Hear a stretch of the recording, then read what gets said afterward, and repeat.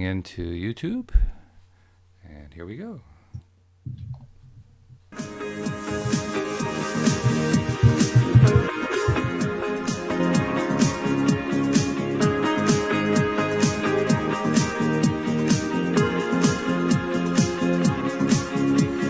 Welcome to LOA Today. I'm Walt here with Astrid Kaufman and Louis D'Souza going to be joining us very soon. Today is Monday, November the 25th, 2019.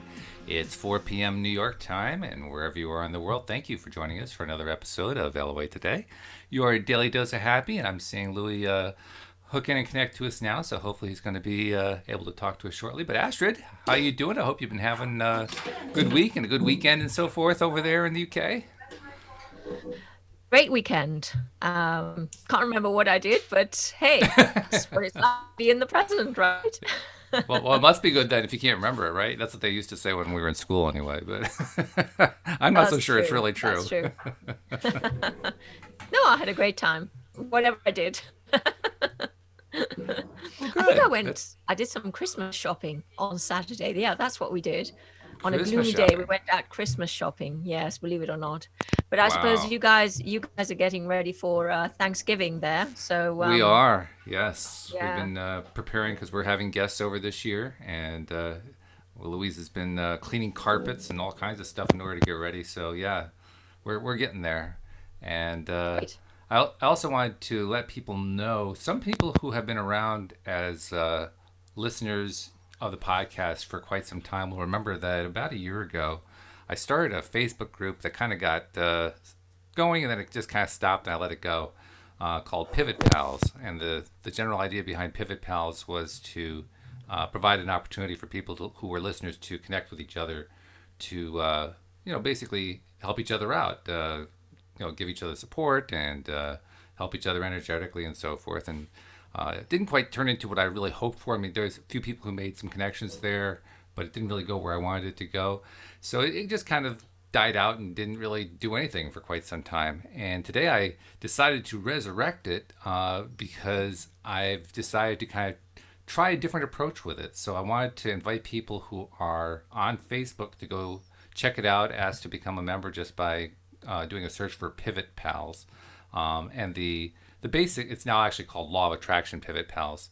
And the new approach is basically a sort of a combination of Abraham Hicks and Neville Goddard, if you will, in that what we're going to do is we're going to be posting stuff about what we're trying to attract into our lives, just create little vignettes about it and talk about it and get other people to respond to it and basically use it as kind of a tool for doing, I guess you might call it the daily affirmation online approach, but basically doing it in a group setting. So if it's something you might be interested in checking out, go over to Facebook, check out Pivot Pals, join the group, and we'll be glad to include you there.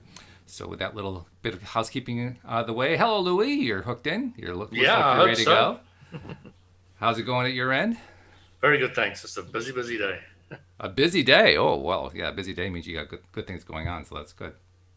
So don't really have a topic in mind for today, although I do remember last time we kind of talked about the idea of doing a little bit of rampaging. But other than that, I figure we can just kind of go open forum. And if we have anybody, as usual, we got Jeffrey in our live stream. Hi, Jeffrey. I'm not sure who else is going to come in, but I figure we can just kind of go wherever the mood takes us. So let's see, what can we get going with? I would say, well, okay. One thing that I've been kind of working on a lot, and this is more Neville than Abraham, but it's Abraham too, is like I was talking about with this group that I've been setting up, or that I set up and that I've been kind of resurrecting on Facebook. Just spending more time focusing on little vignettes, little scenes that I imagine that are tied to, they're kind of like what I associate with manifesting X, whatever X might be. So for instance, we have been growing the listenership here on LOA Today. Currently, I took a measure today, we're averaging about 450 listeners per episode, which is a huge increase over where we were even this past summer, and about a little more than double where we were a year ago. And so that's good, but I want to get us up the next goal I have in mind is to get us up to 1,000 listeners an episode. So I want to try to move that along quickly. So I created a little vignette in my mind, and that vignette was basically either one of you guys or one of my other co-hosts. I hadn't really decided who it was, congratulating me on the fact that we reached 1,000 listeners, and then imagining what that felt like and so forth. And so I guess I know this is not your typical way of doing stuff, Louis, but I'm wondering, do you ever do anything equivalent to a vignette when you're manifesting stuff? Do you ever try to imagine a particular little scene like that? Well, when I was younger and studying the gurus of the world, the gurus, literally, they were saying, "Fake it until you make it." Mm-hmm. And part of me said, "Oh, I don't want to fake anything. I want to be a real spiritual guy." Completely misunderstanding what they were trying to point to. Mm-hmm. And it kind of really got to me when I started the law of attraction. Like, wow, what they're trying to say is visualize what you want, because if you don't think about it, you can't manifest it. So did I create vignettes? Yes, many of them. The simple ones which I like using at the moment is, if not that, something better. To me, that one is always great. Yeah. And that's more like that's what I would call more of an affirmation. I mean, a vignette for me is like a little scene where you're a part of the scene and there's something happening in the scene. Well, when I say, if not that, something better, I'm going to give you a scene that I created on Saturday. Oh, so okay. I was at a school play, a school fair, which have a bit of a play my daughter was in, and I was feeling very good, and my little daughter was there, and my daughter's best friend's mom was there, and Eloise, my 4-year-old, another mom, and me. We were throwing this little squidgy ball we bought for our 4-year-old at each other. We were laughing. We were having so much fun. We were hitting old ladies, and it was just an absolute hose. This ball couldn't hurt a fly if it tried. But we just it's one of those squidgy, fluffy things. It's around here somewhere. We used to call those Nerf balls, I believe. Nerf balls. So Nerf balls. We were in such a good place, and then the tickets for the what do you call it? The raffle was coming up, and I thought, I'm just too lazy to go get some. I'm in such a good mood. I'm sure I'd win. And I was saying to myself, if not that, something better, So I just sat there, and my friend's mom went off. She was also in a good mood. We were all playing together, the three of us. We're on a high, and I said, if she's going to get tickets, I'm sure she's going to win. Absolutely, no doubt. So the raffles get called up, and she gets called up twice and gets 2 prizes. So I thought, this is cool. So well done. I mean, I knew you were going to get them because you were in such a happy place. Right. And then she looks at one of them and says, "Oh, you love Woodcote Nursery, and here's a high tea for 2. You have this for your wife and you." And I was like, if not that, something better. So I'm sitting there with this little visualization going on. If I'm too lazy to go get the tickets, let the tickets come to me. Not just the tickets, let the prize come to you. You just kind of showed up in your lap. Skip the ticket part. Yeah. So, I learned to use visualization more than affirmations. I read one guru saying that, visualizations are far more powerful than affirmations. I think that's true. And I've taken that to heart from whenever I read that. It just seemed to make sense to me. So I've always visualized, things just getting better and better for me. I can't say I did terribly well today. It's been a bit manic. To put it mildly, there's so many things that have gone on today that weren't perfect, but they still flowed. They flowed a lot better than they would normally have done under those circumstances. I usually would have got more fried or angry or frustrated or thrown around or out of the vortex, but I kind of got thrown out and got back in quickly. I got thrown out and got back in quickly. Mm-hmm. And I made the podcast. I was like, wow, how did that happen? So, yeah, I actually got a meal in, although I had to drive away and come back again and leave the family there. And it was quite such a mess. But on the whole, everything just worked out, you know. I thought I couldn't do something, but I could. And when I could do it, then I could go back to the meal. And, you know, just things just worked out. As I say, not perfectly, but perfectly. I don't know if you see what I'm getting at. Life is never perfect, but it's how you react to each individual circumstance that can make it perfect. That maybe another way of saying it is not necessarily exactly the way you had originally envisioned it, but the way it worked out was just great the way it worked out because of the way you decided to look at it. Yeah. Which is actually part of the skill, I think, of... It is, because life's always going to throw you curveballs. Right, yeah, it just happens.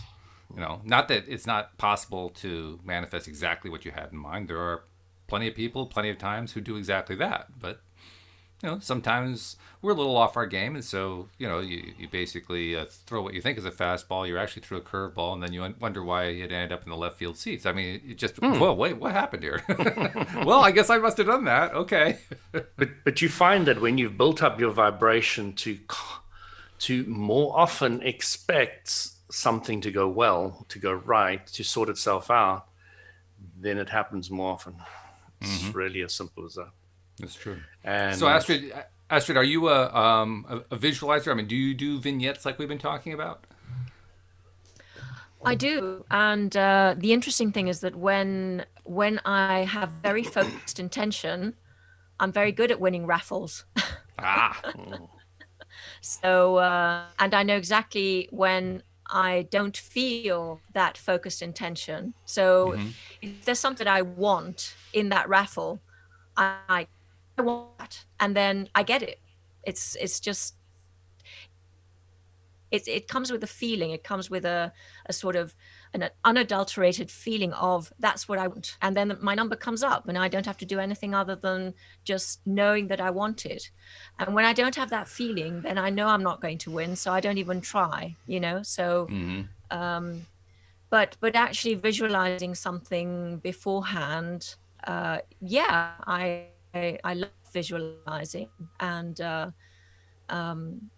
you know, it psychologically, if for instance visualizing that you're by the sea is relaxing to you, then you can be by the sea, or you can just visualize that you're by the sea, but psychologically your brain is going to think the same thing, that you are by the sea. So there is something in that, you know. So even just visualizing something, your brain won't know the difference. And I was told very early on, but I really, really, really experienced it later on in life when I really started practicing that. Yeah, sure. By the way, we're getting a few flickers in your voice. You might try closing some apps in case there are some apps in the way on your computer there. Okay. But I love that. I love how you describe that. In fact, both of you talking about raffles reminds me of a time long before I knew anything about law of attraction or affirmations or anything like this. Back when I was in high school, I won a raffle. And as I thought back to it, I've told this story before, but as I thought back to it, I was really adopting the perfect vibrational stance by accident. And I had no idea that I was doing it, and I won the raffle. And the way it worked was this. I was in high school. I was in the school library doing some homework and working on a research project of some kind. I can't remember what. And as I'm working there, a friend who, I kind of knew him. I didn't know him real well, but I kind of knew him, came up to me and said they were selling raffle tickets for, God, I don't even remember what it was, but they were selling raffle tickets. And would I like to buy one? And I said, I just need you to leave me alone. I need to work on this project. I got to get it done. I only have a couple of days left before the deadline. I really need to get this done. And Mike was very persistent. He was insistent. And well, it's only 25 cents for a raffle ticket. And I finally turned to him. I said, Mike, if I buy a raffle ticket, will you leave me alone? And he said, sure. I said, okay, here's a quarter. Give me a ticket. And I took the ticket. I stuck it in my pocket. And I go, oh, thank God. Okay, let's work on the project now. Let's work on the homework. And I got really excited about, I'm going to get this done now because there's going to be no more interruptions, which was exactly the right vibration. And I didn't realize it. So what it was about 2 or 3 weeks later, I'm sitting in homeroom And over the loudspeaker system, the principal gets on and says, "Well, Walt Thiessen come to the office. He's won the raffle for the clock radio." I said, "What raffle?"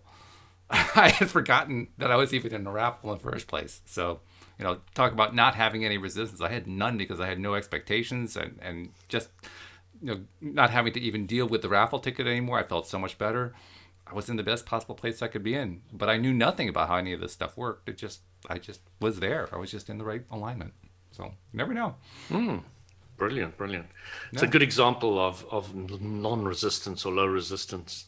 Yeah. And I was phoning a financial company in South Africa the other day, and I couldn't get through. The telephone connection broke. I couldn't. The person who I wanted wasn't there. They weren't getting back to me, and I remember phoning my brother Anthony, and I said, "I give up. I've tried." Mm-hmm. And as I said that, I said, "Good. Now that I've given up, I'm sure I'm going to get through." So I went straight on the call again, and I said, I phoned them, and I got straight through the lady. I said, "Geez, I got to give up more often." That's right. It's a very powerful strategy to give up. Yeah. It truly is. Yeah. The reason why I felt it so strongly that it was right was when I said to my brother, "I give up," I felt I meant it. I really knew I meant I'd given up. I know for me, it's whenever I express something like that and I feel myself going, then I know that's the time. Right there. Do something big. Put out a big manifestation because I just released a whole bunch of resistance. So, yeah. And raffles, of course, are only one way to manifest things, but they make for fun stories. So, any other fun stories about how you imagined seeing a little vignette and produce something interesting out of it? I'd have to give that a few seconds thought. Astrid? Yes, I have to think about that. Okay. So, yes. I mean, the thing about these are they don't have to be major manifestations. They can be just little things because those are the things that happen all the time anyway. It kind of ties into a concept that Alex King and I talked about, roughly a month ago, how so often we miss manifestations. We just ignore them because they're small. So many of them, they're small everyday stuff, and unless you actually take the time to pay attention and connect it to, that actually connects to what I was focusing on yesterday morning, or that connects to what I was focusing on 10 minutes ago. And unless you do that, you miss it. You don't realize you manifested all this stuff. So, I mean, it's not surprising that we can't just grab one, from our memories right now, because we're always looking for that really cool one. But we manifest stuff all the time, stuff that we visualize, and we just don't even think about it. And that's, what you said is very true. That word ignore, when you ignore your feelings, your gut feelings, something is happening there. And I remember when I lived in London and I had no idea about the law of attraction at all. I went with some friends to a club in the middle of London, very posh part of London, King's Road. And we had a great time. But at a certain point, it was about 2:45 in the morning, I got a great sense of needing to get out of that place. And I gathered my friends, and by 2:55, I remember this very clearly, by 2:55 in the morning, we were out of there. The next day on the television, there was a news item saying that there had been a stabbing at this club. Wow. At 3:00 in the morning. Oh, jeez. So, oh my goodness. So, is that part of being in touch with what's, that's part of being in touch of what's going on. Some people are more sensitive to that. I was just going, being a 20-something-year-old. I wasn't into anything spiritual or anything like that, but there was something that gave me a message, and I listened to it because it was really strong. And that was the beginning of me listening to these messages and sort of becoming aware of feelings and what they mean. Are they my feeling? Are they not my feeling? You know, a lot of our thoughts are not even our own thoughts. You know, they are thoughts that have been given to us by our parents and our teachers and our mentors, who we consider mentors.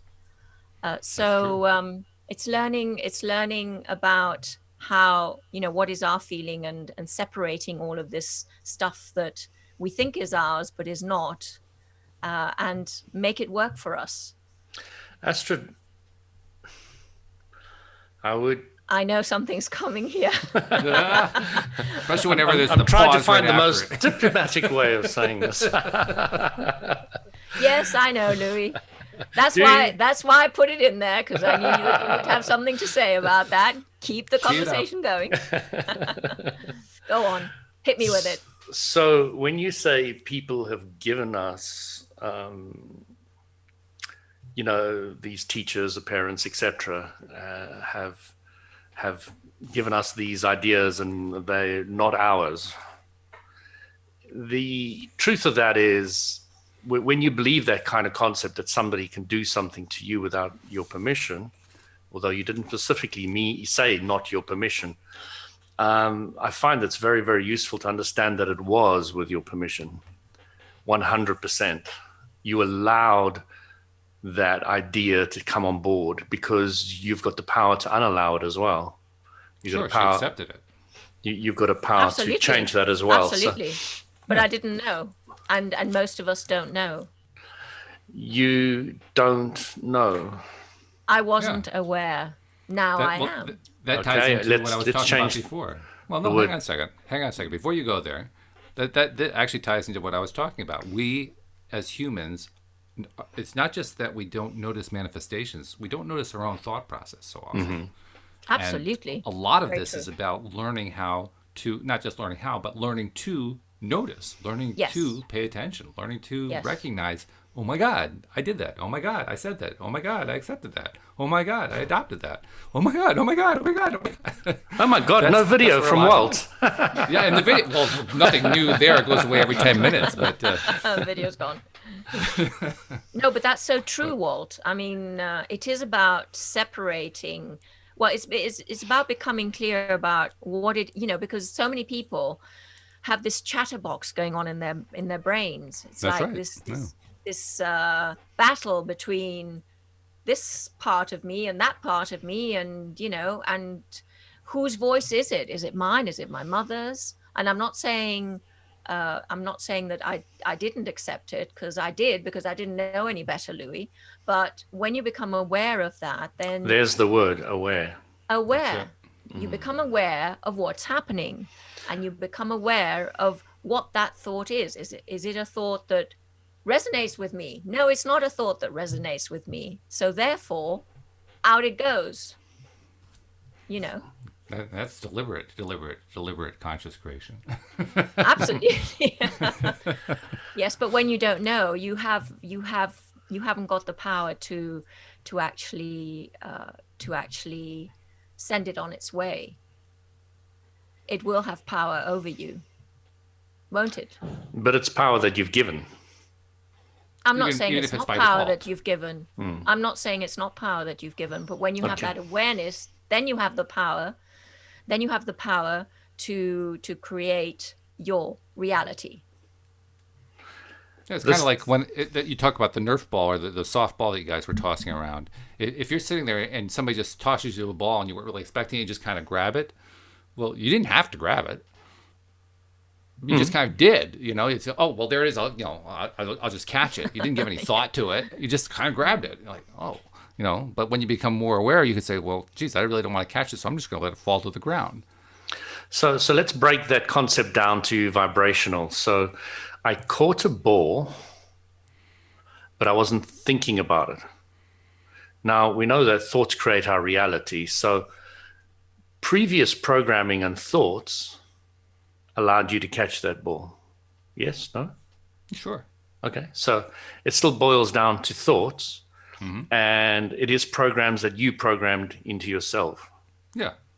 So as much as it wasn't an instant conscious thought at that moment in time, it was based on a previous programming of your own thoughts. Yeah. Right. Exactly. Which is where you take your own responsibility from. Sure. Yeah. Yeah. That's why we want to learn about how we've programmed ourselves and the programming we've picked up from others, because we do pick it up.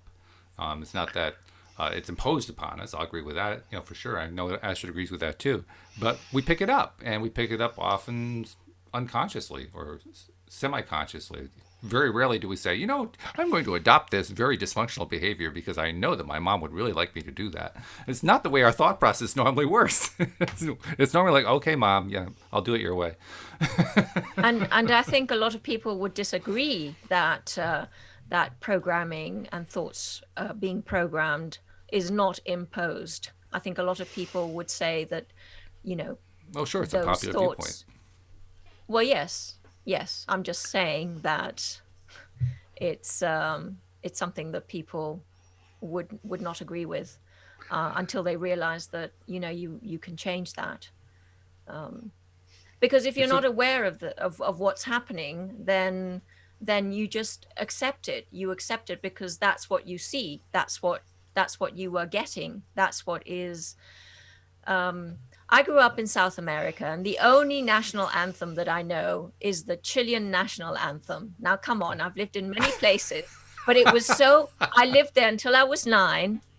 And the only national anthem that I know is that one because it was inculcated into me.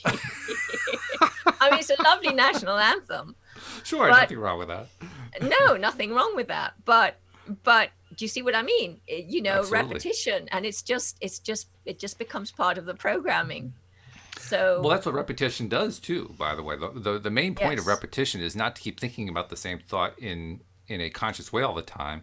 It's to repetitively beat it into your subconscious mind so your subconscious mind takes over. I mean, people who want us to repeat stuff are people who really don't want us to think for ourselves. They want to do the thinking for us, and they want to tell us, okay, this is what I want you to always be bringing up every single time that you get stimulus X. It was fascinating. I heard a Catholic priest say to me once that if they managed to get a child from birth to the age of 7, that child will never leave the Catholic Church. And I sort of like the Hotel California.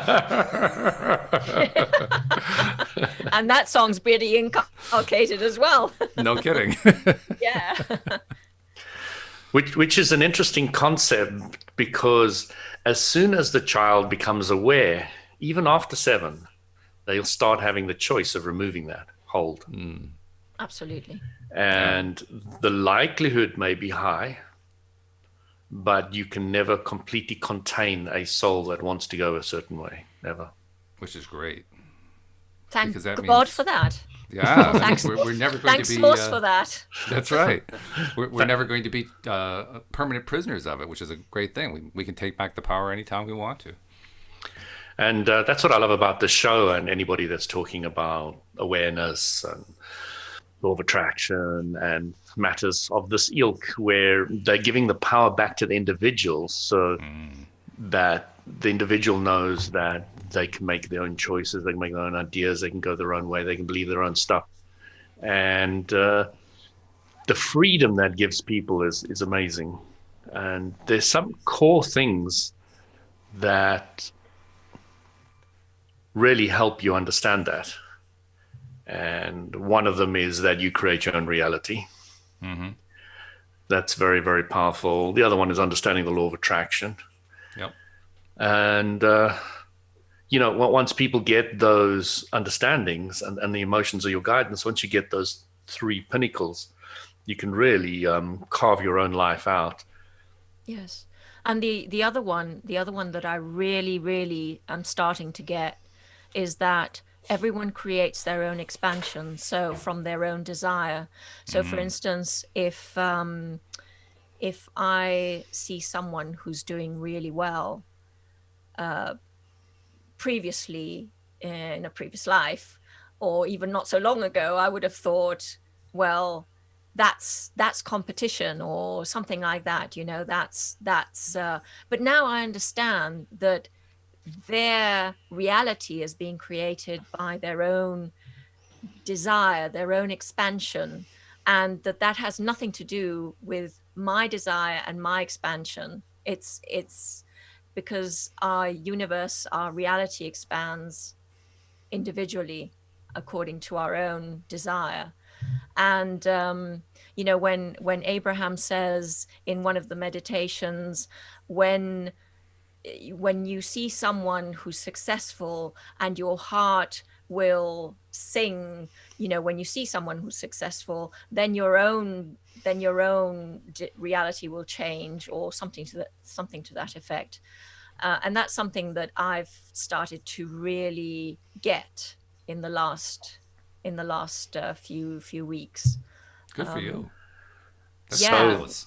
So that's brilliant, Astrid. I fully agree with that. And I'm a very confident individual, and my confidence sometimes comes across arrogant and egotistical, and I get these other words thrown at me. And in the old days, I would have been knocked down by that. Now I say to them, "Oh, I look at that as confident, or focused or clear." And they say, "Oh, and then they start realizing that every subject's two subjects, or maybe even have to explain that to the individuals. And the way you're coming at me, your glass is half empty. It's not half full. Yeah. Because if you were looking at the positive side of what I'm putting out, you wouldn't be saying those things. You would be looking at another angle." And that's what I start seeing with almost everybody now.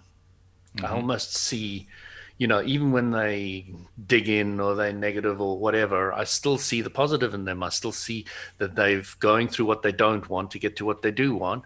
And it's a process we all go through. Why do you want to bitch about it with this individual now? It just doesn't help them, you, or anybody. So, you just start seeing that everybody is source. Everybody's pure positive energy to the core, and that everybody's going to be taking their energy from there and then expressing it in different ways. And so the source energy is massive, and then you've got the little pipe where you are happy and you allow a lot through, and when you're unhappy, you're closing it off. When you're happy, you're opening it up. You're pinching yourself off. Yes. And it was quite interesting. I had this discussion with a healer, and they were talking about the root cause quite often. So I smiled and I looked at the lady and I said, "Well, is there one root cause for everything?"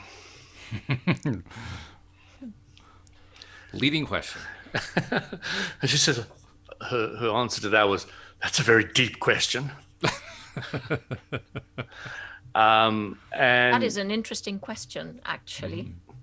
And I let the conversation go around the room a bit, and I never ever got my chance to say what I thought. No, I don't believe that, Louis. Not for 1 second. If I tell you the people involved, you will know. Okay.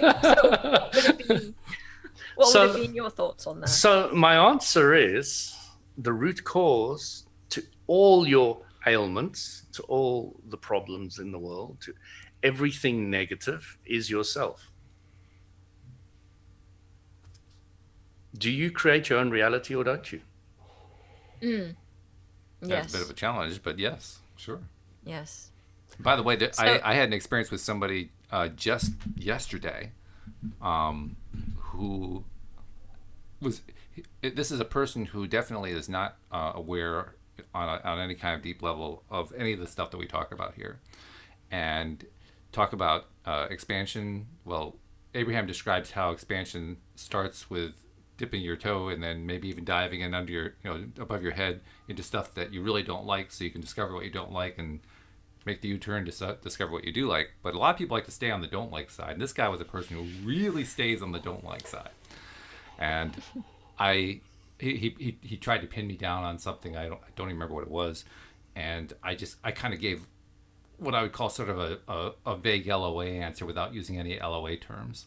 Just, generally, I just don't think about it that way. I prefer to think this way because I'm able to get more of what I want that way. And his response was, oh, you're talking about that new age manifesting stuff. That stuff doesn't work. And my first reaction, now, years ago, my reaction would have been defensive about that. This time, my reaction was like, okay, am I allowed to laugh now? Yes, I know.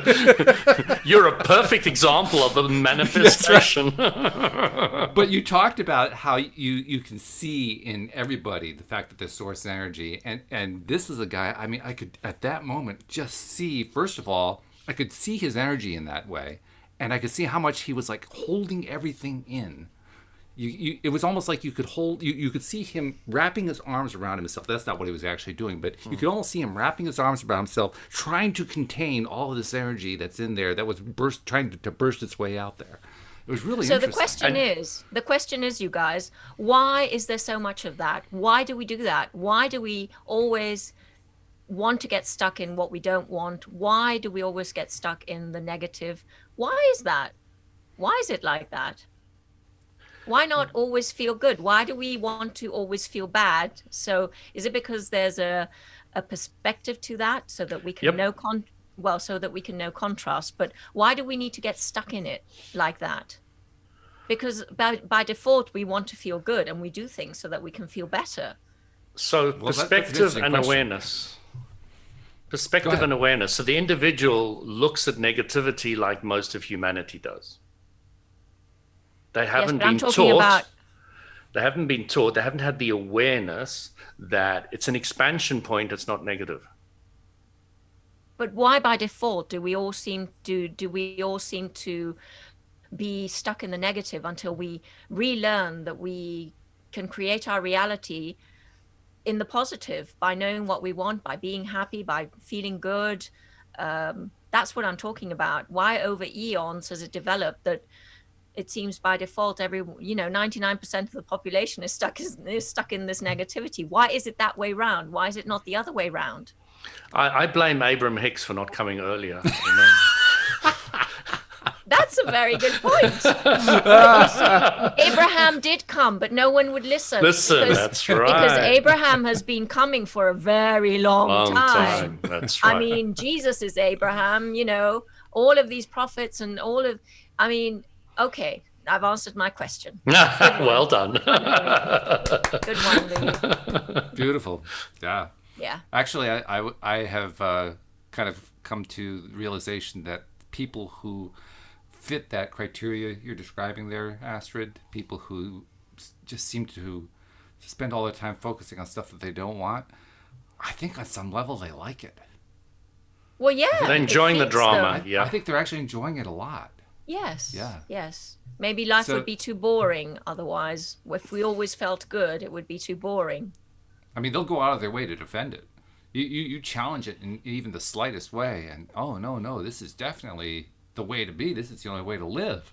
And you say, wow, okay, well, have at it. Go for it. But it's a reminder. It's a reminder that everybody values things differently. Which is a lesson that I was able to learn through non-LOA terminology years ago, but LOA has really helped me to crystallize it, to focus it to a level of clarity that I never had before. Because literally everybody values things differently.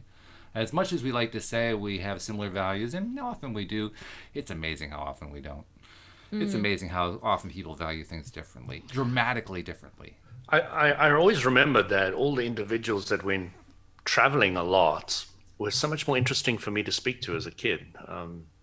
They had such different perspectives and all the rest of it. When I traveled a lot, and you live in countries where people believe something so completely different to where you were brought up, you start appreciating that the diversity. A lot of the rules and ideas and concepts that you're brought up with are just BS. They're not necessary.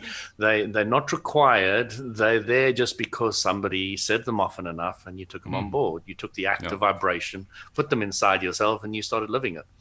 So you start shirking a lot of those off. And that's why I think I always liked the guys who traveled a lot, because they didn't have so much of that. Well, yeah, if you're traveling a lot, and you're doing it without pissing off the locals all the time, you kind of have to develop a tolerance for all these different ideas that you don't like. To. So because otherwise to piss you off an crazy. entire country is a bit difficult. Well, no, it's not difficult. It ends up in a firing squad, but yes. What I meant is getting your point of view across, so that a lot of them take it on board. Yeah, that's what I meant. Yes, right. Yeah, that's much more difficult, no doubt about it. But it's an interesting point you're raising, Astrid, because we end up getting confused at times about how all this can be happening and all this craziness can go on. You see people get into the hot seat in an Abraham Hicks workshop every once in a while, and then just going off on, okay, I've been doing this, I've been applying this and all that, but the world is going to hell in a handbasket. And then they just go into their little rant about their particular view about how the world is going to hell in a handbasket. And I sit there and marvel. I say, wow, so much passion. They must really love that. So much passion, indeed. And I always love Abraham's answers to those too, because the answers are always great derailers. Yeah, I remember one of the best stories, Abram. One guy came up, he was trying to be a little bit cocky, I think. And he said, Abram, why does my dog like putting his head out the window where he can get stung and, can get hit by something and all the rest of it? So Abram said, that's one of the best questions anybody's ever asked us. And everybody was a bit shocked at this answer, even I was, I must admit. And I was like, and then they said, well, the dog's weighed up the two pros and cons, putting the head out the window, having the fresh air blow in his face and the ears flop, and versus maybe a bee coming along or something else. And it knows which direction it wants to go. And, that's how we really need to look at life, Weigh the two pros and cons up and go with the one that feels better. And that's it. Not overthink it. Yeah, don't overthink it, no. Path of least resistance lands up to the path of most allowing. Just go, go, go. Overthinking, too, is also usually about trying to find a way to make yourself bend into something you really don't want to be, to make a choice that somebody else wants you to make. And oh, wow. Yeah, that's pretty miserable. I know that from experience. I have a lot of experience with that one. Yeah. So you kind of want to get away from that after a while. But then again, I have to say, on some level, I think I wanted that because it led me to learn about the law of attraction. Exactly. Yeah. So, yeah, it goes back to my story in the sauna about the guy who, I've said this recently as well, but it's just such a great story. I enjoy saying it again. I tell stories all the time, over and over again. Just do it, So, this guy was really enjoying what I was saying and all the rest of it. And, I saw him in the sauna now and again. And there was one lesson where I was talking about there is no such thing as good and bad or evil, all the rest of it. So he comes back the next time and he says, Louis, I like a lot what you're saying, but there's definitely evil in the world. Okay. And I said to him, yeah. So I know you've been an alcoholic in your past and you've had a lot of problems. So, have you done evil or bad to others, and have others done evil or bad to you? And he said, you have no idea of how it's been. It's been absolutely horrendous. So I said to him, now, are those terrible things that have happened in your life, have they not carved you into the beautiful, clear-eyed teaching Christianity classes, etc., that I see before me today? And, begrudgingly he said, well, yes. And then, you really get to understand what negativity is, what evil is, what you don't want is. It's just an expansion point for you. It's nothing more. And, It takes people a while to integrate that into themselves and really get that, oh, shit, that's happened. Oh, all right, I know I don't want them to do that, so wouldn't it be nice if they did that? And it's a process that is, I repeat again and again to many, many different people, or even the same people, because it's something that probably I need to learn more and more and more of, It's just a concept that I'm tweaking, that I'm seeing more often in my life, that I'm catching more often in my life. And it really makes you, it's really a very, very, very good transformational concept. Well, we teach what we have to learn. So yeah, we teach best what we most need to learn. Richard Bach. Illusions. Illusions page. No, the page. No, I don't. It must have got filed. It must have got filed in my brain because I read it ages ago. Nice one. It's a wonderful quote too. I love that one. Mm. Well, I don't know if you knew, Astrid, that Louis and I actually did I think it was a 10-part series on the entire book Illusions. We did it like chapter by chapter, read the whole book and Fantastic. talked about it. Yeah. And far easier than any other book. Actually, it was ironic. In one sense, it's just so easy. That's just it. It was so crystal clear what he was saying that there wasn't a whole lot of discussion. No, we couldn't say too much. That's the nice thing about Neville Goddard. Neville Goddard can be pretty confusing, so there's a lot for Cindy and I to talk about. Isn't that interesting? Yeah. Too much clarity can confuse. No. Well, actually, no, that's not a correct statement. No, but there's another piece that kind of ties in a sense with what you're saying there, and I've noticed this a lot, and this kind of ties into also what we were talking about, expansion points, and about how we do as a human race tend to focus a lot on what people think of as negative.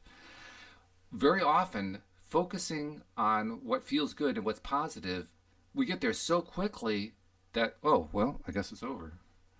And there's nowhere to go with it. Okay, I got there. Where's my prize?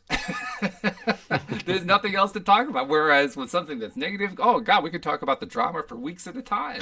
That's true. And that's so much fun. It becomes such a soap.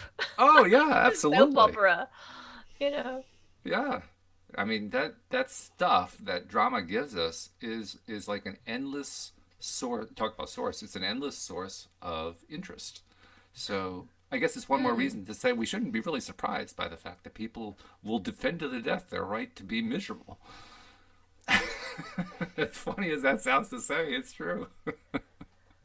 I mean, I suppose it's also the reason why soaps and films, drama films are so popular. Oh yeah. I mean, well, they play with contrast. That's really it. Well, they play with contrast, and then there's usually a happy ending, which makes I don't know. Have you watched EastEnders? No, not anymore. No, I do not. I'd rather hang myself than watch that personally. Yes, I totally agree. I used to watch it. It's so depressing. It's I started depressing. I started off with Dallas when I was young, and it's I watched that. Big cars and big people and big ideas and big things. And you come to EastEnders and you'd rather just kill yourself. No, it actually is small true. ideas, small people, small things, small everything. Yeah. And so popular. It's like, what does that say about? It's been going for about 50 years or something. 40 years, I don't know. So there is something in that. Yeah, there is, and that is, it's a reflection of the awareness level of the society. Well, it's also a reflection of how wealthy a company like Procter & Gamble is, because they started the whole soap opera thing by selling their soaps on television with these programs, and that started in the 1960s, and they're still I wonder if going they called strong. them soaps because you need to soap yourself off after you watched one.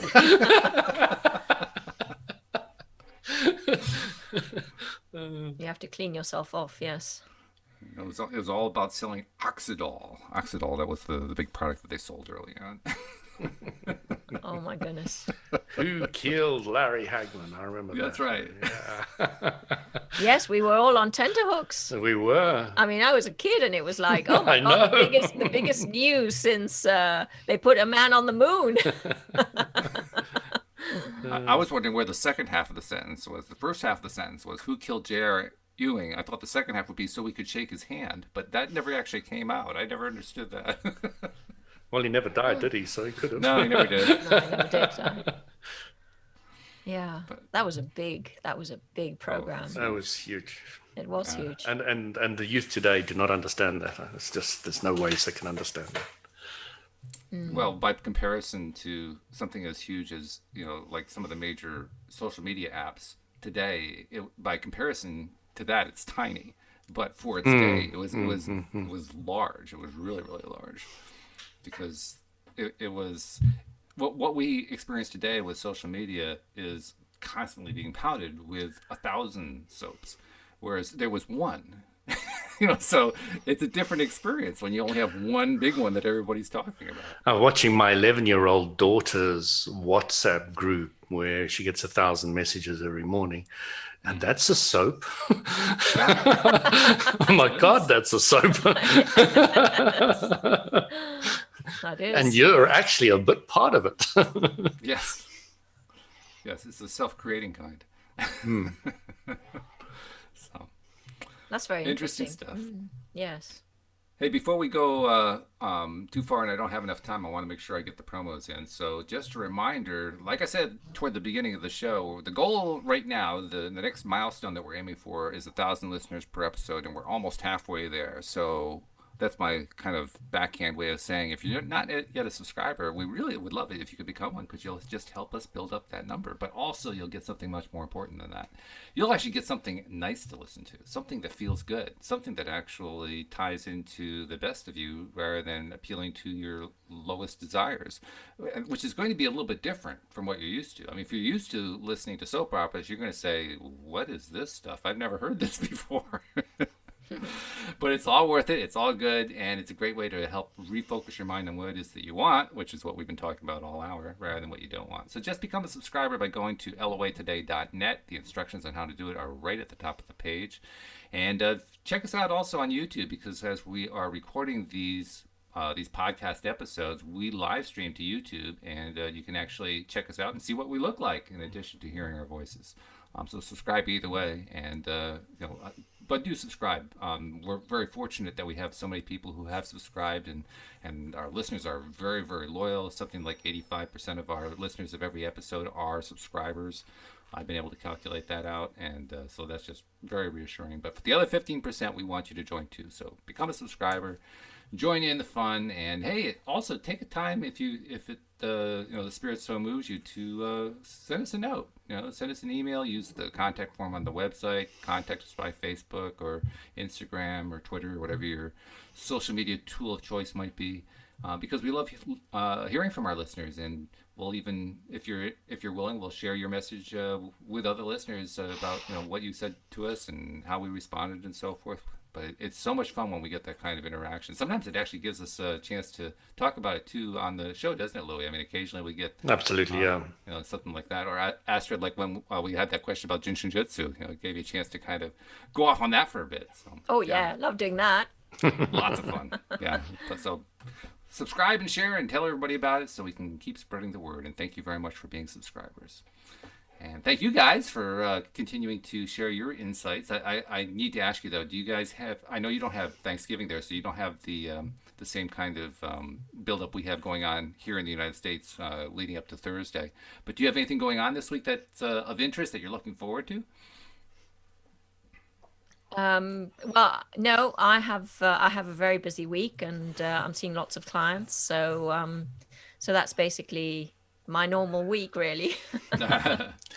But I wish everyone in the States a very happy Thanksgiving. So I have lots of friends in the States, and I hope you all have a blessed Thanksgiving. Wonderful. Thank you very much. Yeah, happy Thanksgiving to everybody over there. And you asked me if there was something that I'm excited about that's going to happen this week. Well, I bought a PC and I'm waiting for it to arrive. Oh. A lot of components and stuff. So I'm going to, as you know, putting these things together can be quite exciting for some of us. Some of us are a little bit masochistic in that way. So I'm really excited about that. I'm just dying to get my hands on these new kit. Is it an Apple? No, I eat those. Good answer, Louis. It's funny you should mention computing too, because I've done a fair amount of medium level programming in the past, and I kind of had left it behind. And very recently I decided I was going to try to take it up again to write some code for a software package for the gardening services business that my wife started and that we run together. And I've had to learn a couple of new platforms. A platform meaning a kind of programming language that is appropriate for the project that I'm doing. And so I was for the longest time kind of putting it off, like, oh God, I really don't want to have to learn another language. There's so much work involved in that. But I've gotten to the point now. I've been diving into it for the last couple of weeks, and it's actually kind of building up the juices a bit. I'm getting excited, so I'm hoping that I can really make some good progress the next couple of days before Thanksgiving, because much to my amazement, I'm enjoying this. Well, make hay while the sun shines, because you know that's the time. That's the time. It's the same with my website of starting to train LOA. Really starting to get excited about it now, and I've had to have a whole lot of thoughts sort themselves out in my mind before you can kind of get to that place. Now we can start writing it. So yeah, we're looking for people to trial it. If somebody's interested, they can send me an email, louisdesouza@gmail.com. And yeah, we're only going to have 8 people on the trial. There's going to be 2 of us running it, and I'm looking forward to it. So looking forward to it. What kind of trial? What are we talking about? We've got 3 different levels that we're going to be training LOA at. We're going to start with the beginning, intermediate, advanced, and there is a website which I don't really, it's not complete yet, but we've got a lot of the information all out there already. And we've got all the different bits and pieces. I can go into it in greater detail when we've got a little more time. I know we're already over time. We started a couple minutes late, so we have a couple minutes left. So if you want to take a minute, talk about it. Yeah. So what we're going to do is have every week, we're going to have a video conference call, and we're going to start right from the beginning and explain all the steps for the basics, and then we're going to move them on to the intermediate. And it's just a trial, so it's going to be free. We're only going to have 8 people on, max 6 to 8, and we've already got 2. So and this is the first time I'm mentioning it to anybody in the podcast. You're more than welcome. If there's more than we need, then we're just going to put you on a waiting list. We do any other trials or anything, we'll let you know. But we're really excited about it. The website's coming on beautifully. Really, a lot of information, a lot of clarity. It's very simple. We've tried to really dumb down to make it simple and clear, because I can get all over the place, and I've got somebody who's really keeping me in tow there. So I love Yvonne, and she's just great. I just get along so well with her. You had her on the show once, Walt. Yeah, sure. She's got a great story as well. So so we're putting that together, and we're looking for people. So anybody who's interested, please sign up down here. What's the YouTube button? Subscribe here. No, just email me at louisdesouza@gmail.com. And we'd love to hear from you. And for people who have spelling difficulties, spell out Louis D'Souza for them. LOUISDESOUZA@gmail.com. And there it is, folks. All right. Well, thank you for the preview, and hopefully some listeners will take advantage of that. I'll be curious to know what results you're getting out of it. I kind of imagine there's like a test study aspect of this. So once you've completed your results, you'll have to tell us what you learned from it, because I think that's what you're probably trying to do. You're trying to learn from it and figure out. Yeah, we're trying to figure out how to structure it in the best way possible. I think one of the biggest challenges is really time zones, because I know we're opening this to the world. So to find time zones that fit most people is going to be the challenge. So I understand, because I used to start off a show listing times, and I finally gave up, realizing that there were over 24 time zones around the world, and it would take me half the show to list them all. So I said, no, to heck with that. So I get it. But anyway, thank you guys very much for your insights, for your sharing of all that really good stuff, and love the ideas you brought up, particularly about expansion and expansion endpoints, because every one of us needs to really be cognizant of that in order to be the best conscious creators we can be. So thank you guys very much. Thank you, live stream listeners. Thank you especially to our podcast listeners as well. We will see you all next time here on LOA Today. Bye-bye.